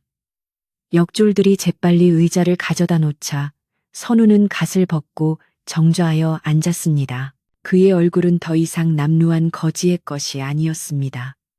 서슬퍼런 어사의 위엄이 온몸에서 뿜어져 나오고 있었습니다. 역졸들이 사또와 칠성이 그리고 계모를 포박하여 마당 한가운데 무릎 꿇렸습니다. 주변이 정리되자 선우는 부채를 펴들고 차갑게 그들을 내려다보았습니다. 죄인들은 고개를 들어 나를 보라. 그 서리빨 같은 명령의 세 사람은 쭈뼛쭈뼛 고개를 들었습니다. 계모는 눈앞에 앉아있는 어사를 보고도 믿을 수 없다는 듯 눈을 비볐습니다. 10년 전 쫓겨난 전처 자식 선우, 어제 거짓골로 와서 소금을 맞았던 그 청년, 그리고 지금 자신을 심판하러 온 암행어사가 모두 한 사람이라는 사실이 그녀의 머릿속을 강타했습니다. 설마 선우 네가? 계모의 입술이 파랗게 질려 떨렸습니다. 선우는 차가운 미소를 지으며 말했습니다. 그렇습니다. 어머니, 10년 전 눈보라치는 밤에 맨발로 쫓겨났던 선우가 돌아왔습니다. 소금을 뿌리시며 말씀하셨지요. 쥐새끼 줄 쌀은 있어도 나에게 줄 밥은 없다고. 이제 그 죗값을 물으러 왔습니다. 선우는 옆에 서 있는 서기에게 명하여 죄목을 낱낱이 읊게 했습니다. 죄인조 씨는 전처 소생을 학대하고 엄동설 안에 내쫓아 인륜을 저버렸으며 관아와 결탁하여 양민의 토지를 강제로 빼앗고 고리대로 백성의 피를 빨아먹은 죄가 명백하다. 또한 사또 김 씨는 백성의 부모로서 그들을 보살피기는커녕 뇌물을 받고 불법을 눈감아주며 향락에 빠져 국법을 어지럽혔으니 그 죄가 하늘에 닿는다. 죄목이 하나하나 열거될 때마다 마을 담장 밖에서 구경하던 백성들은 올소, 죽여 마땅하오 하며 환호성을 질렀습니다. 10년 묵은 체증이 내려가는 순간이었습니다. 계모는 바닥에 머리를 댔으며 읍소했습니다. 아이고, 도련님. 아니, 어사또 나으리. 제가 죽을 죄를 지었습니다. 눈이 멀어 사람을 알아보지 못하고 천하의 몹쓸 짓을 했습니다. 제발 목숨만은 살려주십시오. 이 늙은이를 불쌍히 여겨주십시오. 그녀의 오만함은 온데간데 없고 살기 위한 비굴함만이 남아 있었습니다. 칠성이도 옆에서 형님, 잘못했습니다. 저는 아무것도 모르고 어머니가 시키는 대로 했을 뿐입니다.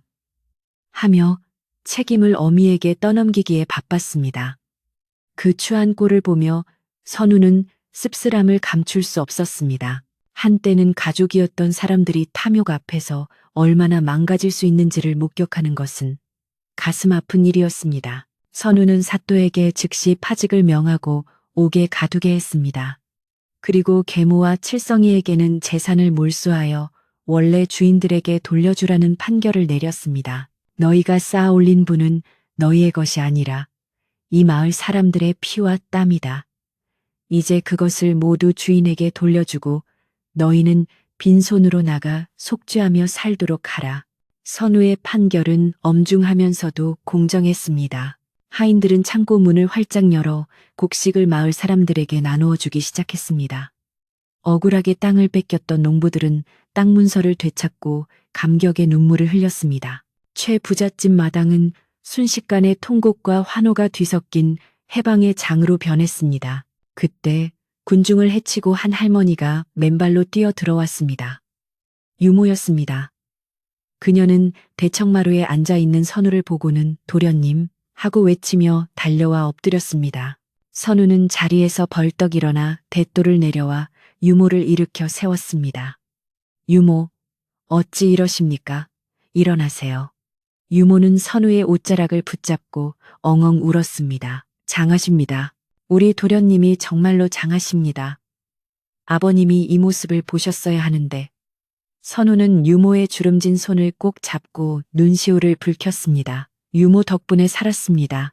그날 주신 고구마와 엽전이 저를 살렸습니다. 이제 고생은 끝났습니다. 제가 편히 모시겠습니다.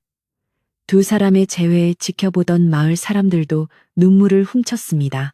해는 어느덧 서산으로 넘어가고 있었고 붉은 노을이 최부잣집 기와지붕을 따뜻하게 감싸 안았습니다. 소란스럽던 잔치판은 정리되었고 죄인들은 끌려나갔으며 억울한 사람들은 보상을 받았습니다.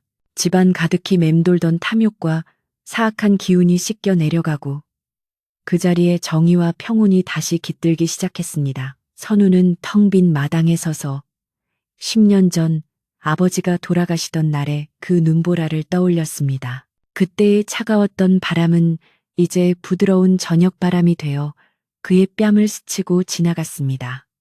그는 이제야 비로소 진정한 의미에서 집으로 돌아왔음을 느꼈습니다. 폭풍우가 한바탕 휩쓸고 지나간 최부잣집 마당에는 비로소 진정한 고요함이 찾아왔습니다. 암행어사 출두의 떠들썩함과 죄인들을 압송하는 소란이 모두 잦아든 후 저녁 노을은 마치 아무 일도 없었다는 듯 붉고 평온하게 기와지붕 위로 내려앉았습니다. 선우는 대청마루에 홀로 서서 텅 빈 마당을 내려다보았습니다.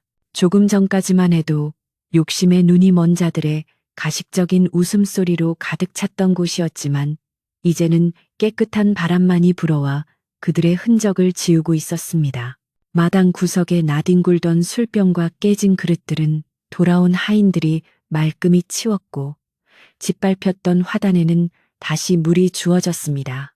선우의 가슴 속에 10년 동안 응어리졌던 한과 분노도 저 붉은 노을 속으로 서서히 녹아들어가고 있었습니다. 그는 깊은 숨을 들이마시며 고향의 공기가 이토록 달콤하고 상쾌했음을 새삼스럽게 느꼈습니다.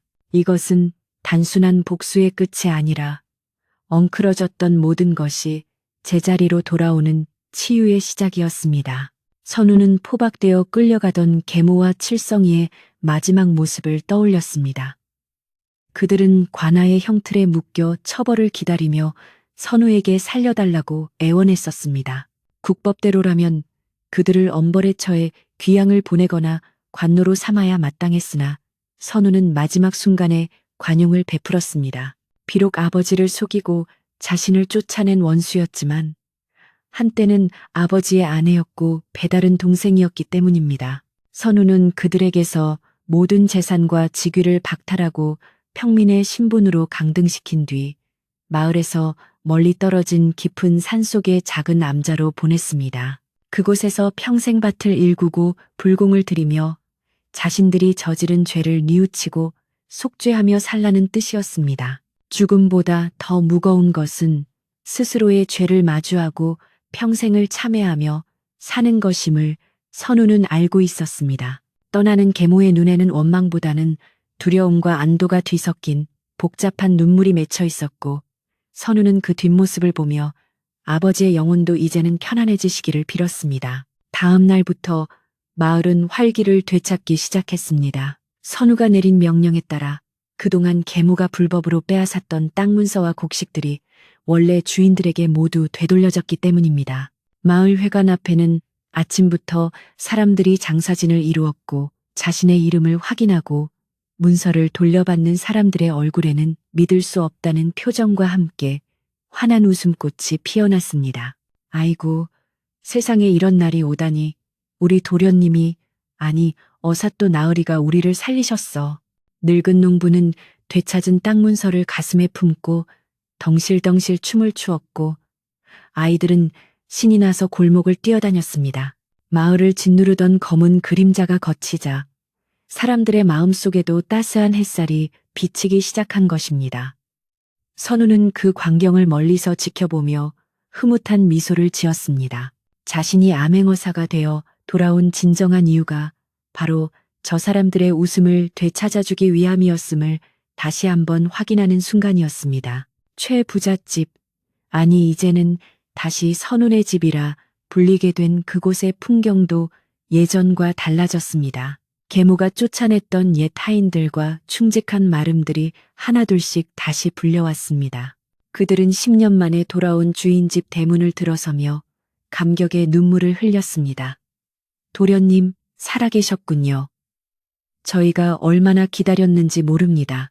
늙은 마당쇠는 선우의 손을 잡고 놓지 못했고 부엌 어멈은 행주치마로 눈물을 훔치기에 바빴습니다. 선우는 그들 한 명 한 명의 어깨를 두드리며 위로했습니다. 모두 고생 많았다. 너희들이 없었다면 이 집은 빈 껍데기나 다름없었을 것이다. 이제 다시 예전처럼 서로 아끼며 살아보자. 선우의 따뜻한 말 한마디에 하인들은 그동안의 서름을 모두 씻어내고 다시금 주인에 대한 깊은 충성심을 다짐했습니다. 집안 곳곳에서 다시 활기찬 빗질 소리와 다듬이질 소리가 들려오기 시작했고 죽어가던 집의 생기가 돌기 시작했습니다. 집안 정리가 어느 정도 마무리되자 선우는 늙은 유모를 안채에 가장 양지바른 방으로 모셨습니다. 평생 남을 위해 헌신하며 살아온 유모에게 편안한 여생을 선물하고 싶었기 때문입니다. 유모는 도련님, 저는 천한 종일 뿐입니다. 어찌 감히 안채를 쓴단 말입니까? 라며 손사래를 쳤지만 선우는 단호하게 말했습니다. 유모는 저에게 어머니와 같은 분입니다. 친어머니가 돌아가시고 제가 외로울 때 곁을 지켜주신 분이 누구입니까? 이 방의 주인이 되실 자격이 충분합니다. 선우의 진심 어린 마음에 유모는 더 이상 사양하지 못하고 눈시울을 붉히며 방에 들었습니다. 선우는 유모를 위해 따뜻한 비단 이불을 새로 장만해드리고 몸에 좋은 보약을 지어 올렸습니다. 유모가 편안히 웃는 모습을 보는 것이야말로 선우에게는 그 어떤 부귀영화보다 값진 보상이었습니다. 며칠 뒤 선우는 마을 사람들을 집으로 초대하여 조촐하지만 정성스러운 잔치를 열었습니다. 이번 잔치는 계모의 환갑잔치 때와는 전혀 달랐습니다. 화려한 비단 차일이나 기생들의 춤판은 없었지만 마당에는 멍석이 깔리고 투박한 질그릇에 김이 모락모락 나는 국밥과 떡, 막걸리가 가득 차려졌습니다. 초대받은 사람들은 사또나 양반들이 아니라 그동안 억울하게 핍박받던 소작농들과 마을의 노인들, 그리고 배고픈 아이들이었습니다. 대문은 활짝 열려 있었고 누구든 와서 배불리 먹고 갈 수 있었습니다. 선우는 도포자락을 걷어붙이고 마당으로 내려와 사람들에게 직접 술을 따르고 고기를 권했습니다. 많이들 드십시오. 그동안 고생하신 것에 비하면 약소하지만 제 정성입니다. 어사또가 직접 따라주는 술을 받은 마을 노인들은 감흡하여 손을 떨었습니다. 마을 사람들은 처음에는 어사라는 높은 신분 때문에 어려워했지만 선우의 소탈하고 진심 어린 태도에 금세 마음을 열었습니다. 우리 선우 도련님은 어릴 때나 지금이나 마음씨가 비단결이여. 아낙네들은 부엌에서 일을 거들며 칭찬을 아끼지 않았고 남자들은 사랑채 캔마루에 걸터앉아 막걸리 잔을 기울이며 세상 돌아가는 이야기를 나누었습니다. 웃음소리가 담장을 넘어 밤늦도록 이어졌고 마을 어귀의 느티나무도 덩달아 춤을 추는 듯 했습니다. 그것은 권위와 허식이 없는 진정한 의미의 화합과 나눔의 장이었습니다. 선우는 사람들 틈에 섞여 함께 웃고 이야기하며 자신이 돌아와야 할 곳이 바로 여기, 이 따뜻한 이웃들 곁임을 뼈저리게 느꼈습니다. 잔치가 끝나고 사람들이 모두 돌아간 늦은 밤, 선우는 조용히 부엌으로 향했습니다. 그곳에는 유모가 작은 소반에 밥상을 차리고 있었습니다. 화려한 잔치상은 아니었지만 하얀 쌀밥과 보글보글 끓는 된장찌개, 그리고 선우가 어릴 적 가장 좋아했던 깻잎 장아찌와 계란찜이 올라와 있는 소박한 밥상이었습니다. 유모는 선우를 보고 환하게 웃으며 말했습니다. 도련님, 손님들 치르느라 제대로 드시지도 못했지요? 시장하실 텐데 얼른 앉으세요. 제가 도련님 드리려고 새로 밥을 지었습니다. 선우는 어린아이처럼 밥상머리에 앉아 숟가락을 들었습니다. 갓 지은 밥 냄새와 구수한 된장 냄새가 코끝을 자극하자 잊고 있었던 옛 추억들이 물밀듯이 밀려왔습니다. 선우는 찌개를 한술 떠서 입에 넣었습니다. 따뜻하고 짭조름한 맛이 입안 가득 퍼지며 얼어붙었던 속을 부드럽게 녹여주었습니다. 그것은 산의 진미와는 비교할 수 없는 어머니의 손맛이자 고향의 맛이었습니다. 선우는 말없이 밥 한 그릇을 뚝딱 비워냈습니다. 10년 동안 객지를 떠돌며 찬밥과 주먹밥으로 끼니를 때울 때마다 간절히 그리워했던 바로 그 맛이었습니다. 선우가 밥그릇을 비우자 유모는 흐뭇한 표정으로 숭늉을 건넸습니다. 잘 드시니 제 마음이 다 배부릅니다. 이제 다시는 굶지 마세요. 이 늙은이가 살아있는 한 도련님 밥상은 제가 책임지겠습니다. 선우는 숭늉 그릇을 두 손으로 감싸주며 유모를 바라보았습니다. 주름진 유모의 얼굴에서 돌아가신 어머니의 따뜻함을 느낀 선우의 눈가에 맑은 이슬이 맺혔습니다. 고맙습니다. 유모, 정말 맛있습니다. 세상에서 제일 맛있는 밥입니다. 식사를 마친 선우는 옷매무새를 단정히 하고 뒷산에 있는 부모님의 산소를 찾았습니다. 달빛이 은은하게 비추는 산길을 따라 올라가며 그는 지난 10년간의 고난과 역경을 되새겼습니다. 산소 앞에 도착한 선우는 무덤에 도단한 잡초를 손으로 뽑아내고 챙겨온 술을 한 잔 따라 올렸습니다. 그리고 큰 절을 2번 올린 뒤 무릎을 꿇고 앉아 나직이 고했습니다. 아버지, 어머니, 불효자 선우가 돌아왔습니다. 집안을 어지럽히던 무리를 몰아내고 잃어버린 가문의 명예를 되찾았습니다. 늦게 와서 죄송합니다. 이제 부디 편히 쉬십시오. 저도 부끄럽지 않은 아들이 되어 아버지께서 남기신 덕을 이어가겠습니다. 바람이 불어와 선우의 머리카락을 부드럽게 쓸어 넘겼고 마치 부모님이 그래 고생했다, 장하다, 우리 아들이라며 다독여주는 듯한 느낌을 받았습니다. 선우는 한참 동안 그곳에 머물며 마음속의 대화를 나누었습니다. 산에서 내려온 선우는 사랑채 갯마루에 걸터 앉았습니다. 밤은 깊어 사방이 고요했고 하늘에는 둥근 보름달이 휘영청 밝게 떠 있어 마당을 대낮처럼 환하게 비추고 있었습니다. 담장 너머로는 개구리 우는 소리와 풀벌레 소리가 화음을 이루며 들려왔고 멀리서 들리는 마을 개들의 짖는 소리조차 평화롭게 느껴졌습니다. 선우는 밤하늘을 올려다보며 생각에 잠겼습니다. 쫓겨나던 날밤의 그 매서웠던 눈보라는 이제 온데간데 없고 부드러운 달빛만이 그를 감싸고 있었습니다. 그는 이제 더 이상 혼자가 아니었습니다.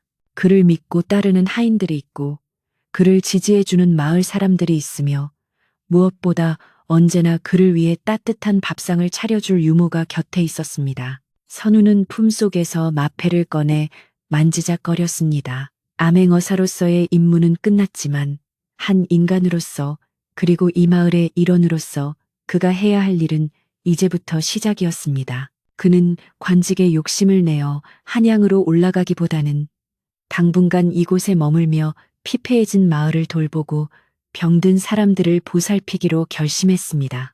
아버지처럼, 아니 아버지보다 더 훌륭하게 덕을 베푸는 사람이 되어 이 마을을 다시 살기 좋은 곳으로 만드는 것, 그것이 그가 받은 사랑에 보답하는 길이라 생각했습니다. 내일은 촌장 어르신을 찾아뵙고 마을 저수지 보수 공사부터 의논해야겠구나. 선우는 내일 할 일을 머릿속으로 그리며 미소를 지었습니다. 그의 얼굴에는 더 이상 도끼나 슬픔이 남아있지 않았습니다. 오직 희망과 의욕만이 가득 차 있었습니다. 방 안에서는 유모가 다듬이질하는 소리가 또닥또닥 규칙적으로 들려왔습니다. 그 소리는 마치 자장가처럼 선우의 마음을 편안하게 해주었습니다. 선우는 기지개를 켜며 자리에서 일어났습니다. 긴 하루였고 긴 여정이었습니다. 이제는 편안히 잠들 수 있을 것 같았습니다. 그는 방문을 열고 들어가며 내일 아침에 눈을 뜨면 마당을 쓸고 있는 하인들의 활기찬 소리와 부엌에서 나는 구수한 밥 냄새가 자신을 반겨줄 것임을 알았습니다. 그 평범하고 소중한 일상이 그에게는 가장 큰 행복이었습니다. 옛말에 이르기를 착한 사람은 복을 받고 악한 사람은 벌을 받는다 하였습니다. 선우 도련님이 겪은 모진 시련은 결국 그를 더 단단하고 큰 사람으로 만들기 위한 하늘의 뜻이었을지도 모릅니다. 이제 최 부잣집은 다시 예전처럼, 아니 그보다 더 넉넉하고 인심 좋은 집이 되어 오가는 사람들의 쉼터가 되었고, 선우는 오랫동안 마을 사람들의 존경을 받으며 행복하게 살았다고 합니다. 오늘 밤 여러분의 꿈자리에도 선우 도련님이 받았던 그 따뜻한 밥상과 평온한 달빛이 함께하기를 바랍니다. 바람이 자고 별이 총총한 이 밤, 세상의 모든 근심을 내려놓고 편안히 주무시길 바랍니다. 세월은 흐르는 물과 같아서 어느덧 마을에 다시 평화가 깃든 지 3년이라는 시간이 훌쩍 지났습니다. 선우 도련님이 암행어사의 신분을 잠시 내려놓고 고향으로 돌아온 후 최부잣집, 아니 이제는 선우 진사댁이라 불리는 그곳은 마을의 구심점이 되어 있었습니다. 봄이면 진달래가 흐드러지게 피어 마을을 분홍빛으로 물들였고, 여름이면 느티나무 아래서 시원한 바람을 맞으며 농부들이 땀을 식혔으며, 가을이면 황금빛 들판이 물결치며 풍요로움을 노래했습니다. 예전에 그 흉흉했던 기운과 탐욕의 그림자는 온데간데 없고, 마을 사람들 얼굴에는 넉넉한 인심과 웃음이 되살아나 있었습니다. 선우는 과거에 급제하고 어사까지 지낸 인재였으나 벼슬길에 나아가 부귀영화를 누리기보다는 고향에 남아 아이들을 가르치고 마을의 대소사를 돌보는 일을 택했습니다.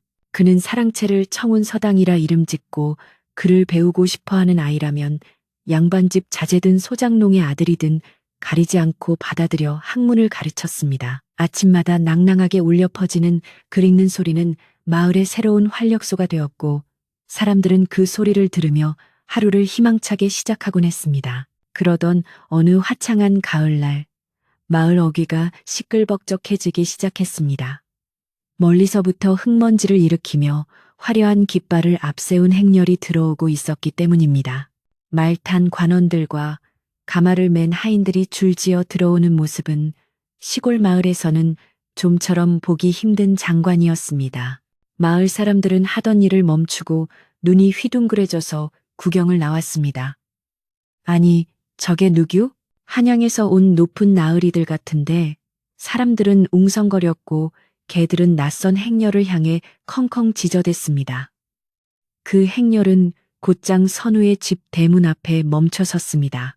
가마에서 내린 사람은 다름 아닌 임금님의 교지를 받들고 온 승지였습니다. 선우의 명성과 공로가 조정에까지 알려져 임금님께서 그를 다시 한양으로 불러 중책을 맡기려 하신다는 소문이 순식간에 마을에 퍼졌습니다.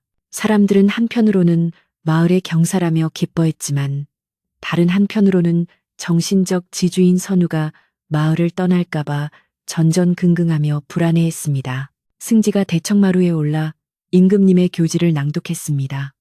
어사선우는 그 성품이 대나무처럼 곱고 지혜가 바다와 같아 탐관오리를 징벌하고 백성을 구한 공이 지대하다. 이에 과인이 그대를 이조 참의에 제수하노니 부디 한양으로 올라와 나라를 위해 큰 뜻을 펼치라. 그것은 거절하기 힘든 어명이자 출세가 보장된 탄탄대로의 길이었습니다. 승진은 교지를 건네며 웃는 얼굴로 말했습니다. 축하하네, 선우공. 자네 같은 인재가 초야에 묻혀 있는 것은 국가적인 손실이야. 어서 채비를 하게. 임금님께서 손꼽아 기다리고 계시네. 마당에 모여든 마을 사람들은 숨을 죽이고 선우의 입만 바라보았습니다. 늙은 유모는 부엌 문틀을 잡고 눈시울을 붉히며 도련님이 더 큰 세상으로 나아가길 바라는 마음과 곁에 있어 주길 바라는 마음 사이에서 갈등하고 있었습니다. 선우는 교지를 두 손으로 정중히 받아들고는 잠시 눈을 감고 생각에 잠겼습니다. 한양으로 올라가면 더 큰 권력을 쥐고 더 많은 일을 할 수 있을 것입니다. 하지만 그의 눈에 들어온 것은 화려한 벼슬자리가 아니라 마당 구석에서 걱정스런 눈빛으로 자신을 쳐다보고 있는 코올리게 학동들과 평생 흙을 파먹고 살며 자신만을 의지하는 순박한 마을 사람들의 얼굴이었습니다. 그는 지난 3년간 이들과 동고동락하며 깨달은 것이 있었습니다. 진정한 정치는 조정의 용상 아래서만 이루어지는 것이 아니라 백성들의 삶 한가운데서 그들의 눈물을 닦아주고 함께 밥을 먹는 것에서 시작된다는 사실을 말입니다. 선우는 천천히 눈을 뜨고 승지를 향해 깊이 고개를 숙였습니다. 그리고 차분하지만 단호한 목소리로 입을 열었습니다. 승지 영감, 전하의 하해와 같은 성은에 몸둘 바를 모르겠습니다. 하오나 소신은 이미 이 마을의 촌부로서 뼈를 묻기로 다짐하였습니다. 제가 이곳을 떠나면 갓 글을 익히기 시작한 아이들은 스승을 잃게 되고 이제 막 자리를 잡기 시작한 마을의 질서는 다시 흔들릴 것입니다. 나라의 녹을 먹는 벼슬아치는 많으나 이 작은 마을을 지킬 사람은 저 하나뿐입니다. 부디 저의 뜻을 헤아려 주시어 전하께 저의 충신만을 전해 주십시오. 선우의 간곡한 거절에 승지는 당황한 기색이 역력했습니다. 아니, 이보게, 이게 무슨 소린가? 이조참의 자리가 어디 흔한 자리인가? 자네 지금 제정신인가? 승지는 몇 번이나 설득하려 했지만 선우의 의지는 바위처럼 꿈쩍도 하지 않았습니다. 결국 승지는 혀를 내두르며 고개를 저을 수밖에 없었습니다. 허허, 천하에 둘도 없는 고집불통이로군. 알겠네. 자네의 그 뚝심이 부럽기도 하고 안타깝기도 하이. 승지가 돌아간 뒤 마을은 다시 한번 축제 분위기에 휩싸였습니다. 우리 선우나으리가 안 가신대. 우리랑 같이 사신대. 아이들은 골목을 뛰어다니며 소리쳤고 노인들은 안도의 한숨을 내쉬며 선우의 손을 잡고 고마워했습니다. 선우가 높은 벼슬을 마다하고 자신들 곁에 남았다는 사실은 마을 사람들에게 그 어떤 보물보다 큰 자부심이 되었습니다. 사람들은 자발적으로 쌀과 고기를 들고 와 선우의 마당에서 잔치를 벌였습니다. 그날 밤 선우는 마을 사람들과 어우러져 춤을 추고 노래를 부르며 자신의 선택이 틀리지 않았음을 확신했습니다. 화려한 관복보다 흙 묻은 무명옷이 조정의 풍악 소리보다 마을 사람들의 웃음소리가 자신에게는 더 잘 어울리는 오심을 뼈저리게 느꼈기 때문입니다. 그러나 호사다마라고 했던가요? 평화롭던 마을에 또 다른 시련이 찾아왔습니다. 그해 가을 유례없는 대풍년이 들었지만 그것이 오히려 화근이 되었습니다. 곡식 창고가 넘쳐나자 마을 사람들 사이에 알게 모르게 욕심이 싹트기 시작한 것입니다. 예전에는 콩 한 쪽도 나눠 먹던 이웃들이 추수가 끝나고 찬가마니를 쌓아 올리는 과정에서 서로 자기 땅의 경계를 따지며 다투기 시작했습니다. 이 논두렁은 내 할아버지 때부터 우리 땅이었어. 네가 욕심을 부려 더 베어간 게 아니냐. 뭐라고? 이 양반이 누명을 씌우네. 이건 내가 땀 흘려 가꾼 곡식이야. 고함 소리가 오가고 멱살잡이까지 벌어지는 일이 빈번해졌습니다. 풍요가 가져온 그림자, 바로 탐욕이라는 괴물이 다시금 고개를 든 것이었습니다. 계모가 남기고 간 상처는 치유되었지만 인간의 본성 깊은 곳에 숨어 있는 이기심은 언제든 다시 튀어나올 준비를 하고 있었습니다. 선우는 마을 회관 앞 정자나무 아래서 다투고 있는 두 농부를 불렀습니다. 그들은 얼굴이 불그락푸르락해져서 서로 씩씩거리며 선우 앞에 섰습니다. 주변에는 마을 사람들이 걱정스러운 표정으로 모여들었습니다. 선우는 엄한 표정으로 그들을 꾸짖는 대신 조용히 하인에게 물 한 동이와 큰 바가지 2개를 가져오라 일렀습니다. 그리고 바가지 하나에는 물을 가득 채우고 다른 하나에는 물을 반만 채운 뒤 두 사람 앞에 놓았습니다. 자, 보십시오. 이 가득 찬 바가지를 들고 한 바퀴 뛰어보십시오. 농부 중 한 명이 가득 찬 바가지를 들고 뛰자 물이 출렁거려 사방으로 튀고 바가지 밖으로 쏟아져 내렸습니다. 옷은 젖고 모양새는 우스꽝스러워졌습니다. 반면 반만 채운 바가지를 든 농부는 흘리지 않고 편안하게 돌 수 있었습니다. 선우는 부드러운 목소리로 말했습니다. 재물도 이 물과 같습니다. 가득 채우려고만 하면 넘쳐 흘러 주위를 적시고 들고 있는 사람마저 위태롭게 만듭니다. 하지만 조금 비워두면 편안하고 안전하게 지킬 수 있지요. 여러분은 지금 저 가득 찬 물바가지처럼 욕심으로 마음을 채우고 있어 서로를 적시고 생채기를 내고 있는 것입니다. 우리가 3년 전 그 모진 시련을 이겨내고 되찾은 것이 고작 쌀 몇 가마니입니까? 아니면 서로를 아끼는 마음입니까? 선우의 말에 두 농부는 얼굴이 빨개져 고개를 들지 못했습니다. 지켜보던 마을 사람들도 숙연해졌습니다. 그들은 배고팠던 시절 서로 의지했던 기억을 떠올리며 풍요 속에서 잠시 잊고 있었던 소중한 가치를 다시금 깨달았습니다. 두 농부는 서로의 손을 잡고 사과했습니다. 자네 말이 맞네.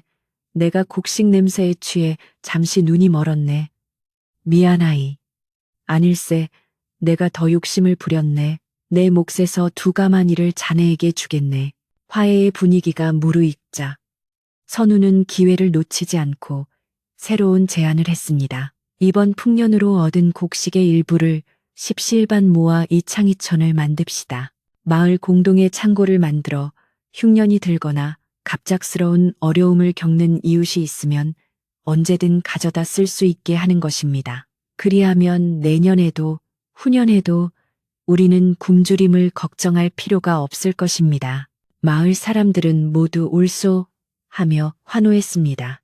그날부터 마을 사람들은 자신의 몫에서 조금씩 떼어 공동 창고를 채우기 시작했고 그 창고는 단순한 곡식 저장고가 아니라 마을의 화합과 미래를 담은 보물 창고가 되었습니다. 계절이 바뀌어 첫눈이 내리는 겨울이 찾아왔습니다.